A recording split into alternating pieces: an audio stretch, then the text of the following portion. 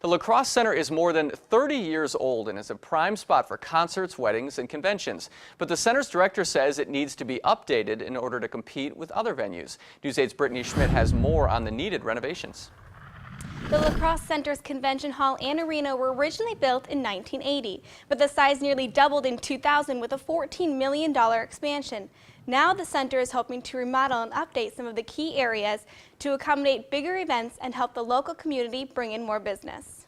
This has been something that's been coming for some time. Director of the Lacrosse Center, Art Fahey, says the center has been a staple of the downtown. I think there's a lot of buildings and businesses that are here because of the Lacrosse Center over the years. This old girl has done a great job in drawing business to lacrosse. For a long time, the center has held numerous wedding receptions, entertainment venues, and conventions, but it is starting to take its toll. That is why the Lacrosse Center is looking towards the future. When you got a building that's 33 years old, you got to start looking at what we're going to look like in the next 33 years. An internal study was done in August and found that there are many opportunities to renovate and update the center, from locker rooms to dressing rooms to even the seating in the main halls. With that many things that we're looking at and facing at, he said, we better take a look at the overall complexion of what we've currently got and see what we can remodel or renovate with this. With new venues popping up nearby, the center needs to stay competitive. If we don't move forward, we're getting behind if we stand still at what we're doing. So, I think we've got a gem here. A gem old enough to help lacrosse turn into a vibrant city,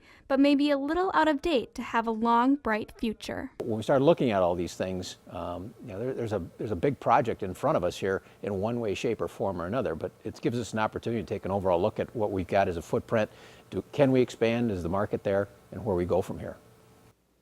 The Lacrosse Center board members met tonight to talk about the future of the Lacrosse Center.